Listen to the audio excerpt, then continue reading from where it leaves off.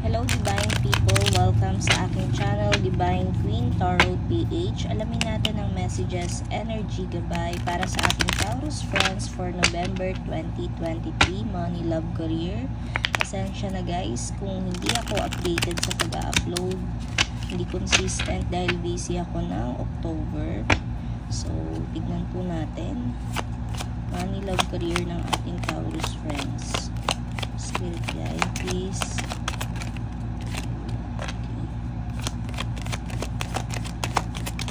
Sa inyong money. Meron tayo ditong 2 of Pentacles, 6 of Wands, and 9 of Swords. Yung iba sa inyo pagdating sa kaperahan, may mga parating kayong kaperahan na yung buwan na to, no? Pero alam mo yun, itong perang parating sa inyo is pinag-iisipan nyo kung saan nyo gagamitin. No, may mga gusto ba kayong itayo yung negosyo, or may mga kailangan kayong i-priorityng bayaran. So, kailangan nyong gamitin ito ng tama.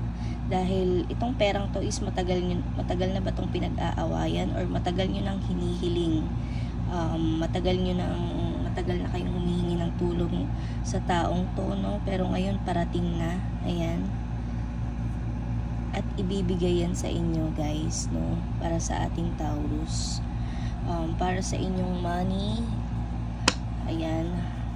May mga parating at parating talaga na may mga blessings kayong marireceive ngayong buwan na to.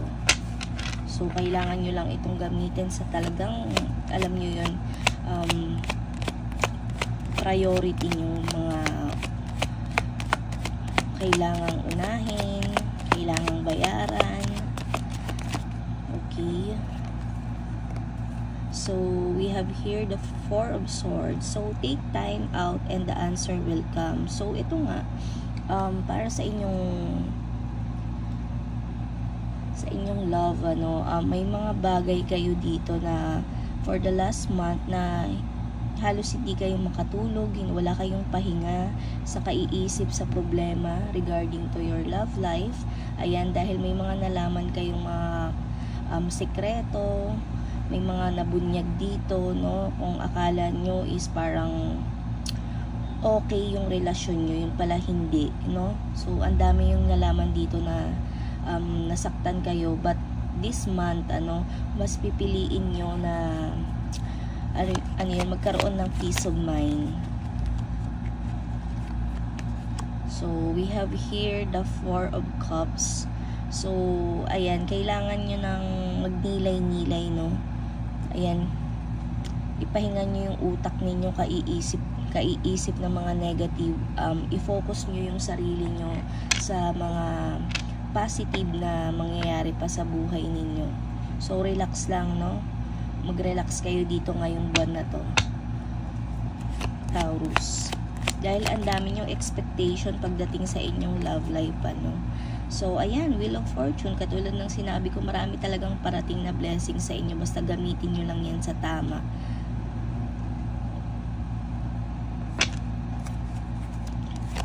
Kasi I can feel na itong perang to is matagal nyo nang hinihingi eh. Matagal nyo nang hinihingi sa relatives ninyo, sa magulang ninyo, or sa mga anak ninyo. So, ayan, papadalhan na kayo ngayong buwan na to. So, siguro tong perang to is matagal na nag-stop, no? Ang tagal kayong hindi natulungan or nabigyan. Lalong-lalo na yung mga anak na nasa ibang bansa. Ayan, makaka-receive kayo ng pera. Para sa inyong career naman, ayan, nakikipag-away kayo sa, may mga nakaka-away kayo dito regarding sa inyong trabaho. Simpleng bagay lang siya, pero alam mo yun, lumalaki dahil nga hindi nyo na pag-uusapan. So, kailangan nyo guys this month maging kayong i-voice out nyo kung ano yung mga nararamdaman ninyo regarding sa inyong career. Kung napapagod ka na ba, so kung hindi mo responsibilidad yan, so pero ikaw yung gumagawa, ayan, dahil nga yung isa sa kasamahan mo dito sa trabaho is parang alam mo yung napaka-bossy. So, trabaho niya, inuutos niya pa sa'yo. So, kailangan mong mag-voice out sabihin mo yan sa boss mo, huwag kang tatahi-tahimik lang, no? Kasi masyado ka lang oo ka lang ng oo pagdating sa iyong career. Sa trabaho naman, ayan, para sa mga walang trabaho, ayan, may magandang kapalaran, magandang trabaho na nag-aantay sa inyo. So, we have here the Queen of Swords. So, clear, like what I've said, ano, kailangan mong i-clear yung communication. Clear your communication regarding sa boss mo, sa katrabaho mo, para hindi na lumaki yung gulo. Kung ano man tong gulo na or problemang ma-experience mo this month of November. Ayan, kailangan mo talagang magsalita. Oops. So, meron tayo ditong reverse ng Page of Cups. So, yung iba nga, no, nagiging selfish. Hindi sa nagiging selfish kayo sa pagbibigay ng mga bagay-bagay, kundi yung sinasarili nyo yung problema. Sinasarili nyo kahit na naaabuso na kayo, ayan, tatahimik-tahimik lang kayo, ano. Huwag mong suluhin yung nararamdaman mo regarding kung may problema ka man sa pera, no, problema sa trabaho, problema sa love life. So, kailangan mong humanap ng masasandalan din. So, huwag mong sanayin yung sarili mo na mag-isa na lang, no. Kailangan mong, alam mo yun, lumabas ka na rin sa comfort zone mo. So, tignan pa natin, guys. Here. Lahat ng problema mo ngayon, kung ano man yung mga pinoproblema mo, no, ikaw lang ang ikaw lang ang makakagawa ng solution dyan. Ikaw lang talaga, kahit naman sino na may problema, no, kung may inaantay ka mang tulong, kailangan mo rin talagang kumilos ka, gawan mo ng action, dahil hindi kusang papasok sa iyo yung grasya dito this month, no. Kailangan to ng action. So, kung kailangan mo ng tulong, katulad niyan, may magpapadala sa iyo, so kausapin mo mabuti. Kailangan mo ng trabaho, maghanap ka, no. So, tignan pa natin kung anong kailangan or anong pwedeng mangyari sa ating mga Taurus friends for this month. Karagdagang messages, spirit guide. Oops. Okay, buksan natin tong dalawa. Movement.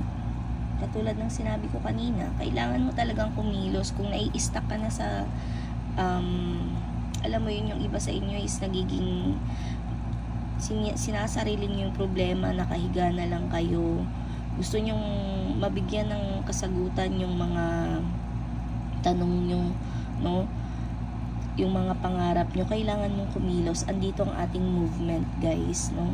Bigyan mo ng action lahat ng mga mangyayari ngayong November sa inyo. Sync with the moon. Andyan yung pagninilay-nilay. Ayan, humingin ka ng tulong sa may kapal. And for some of you naman, no, lalong-lalo na yung mga kababaihan na gustong-gusto ng magkaanak. Ayan. Yan din ang ibig sabihin niyan, guys, ng sync with the moon. Pag nagko-connect ka sa moon, ayan, nag-wish ka na mabuntis ka, magkaroon ka ng supling. Ayan. Manalig ka lang, no, sa may kapal. Taurus. Tingnan pa natin sa isang card.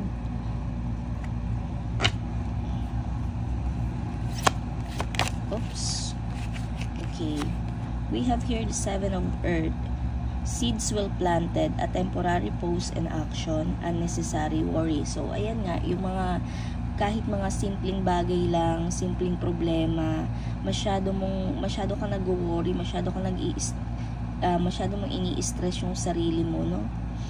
So, kung ano man yung mga, for some of you, kung ano man yung mga tinanim mo, from the past few months, past few weeks, ano, ayan, magbubunga na yan. Yung lahat ng mga paghihirap mo. Kung nalugi ka man sa negosyo, masyado kang naging faithful sa iyong karelasyon, ayan, alam mo yun, God will help you, ano, para malaman, kasi andito yung may mga revelation dito, no. May mga malalaman kang sekreto, katotohanan regarding especially to your love life. ayan, tutulungan ka ng Diyos. Kusa at kusang magre-reveal yan kung ano man yan. So, tignan pa natin sa ibang card, guys. Taurus, Spirit Guide. Okay. Ayan, no. For some of you, andito pinapairal nyo yung kalungkutan sa inyong buhay ngayong buwan na to. Yan, it's okay to worry, no? Pero wag mo naman masyadong stressin yung sarili mo. So, kailangan mo dito, mag-travel ka, magbakasyon ka, maghanap ka ng mga pagkakaabalahan mo. Andiyan ang ating movement. Kung ano man yung mga kailangan mong gawin para hindi mo dibdibin kung ano man yung mga problemang kinakaharap mo or kakaharapin mo ngayong November, guys. So, yun lamang, Taurus friend. Thank you for watching. See you on my next video. Bye-bye.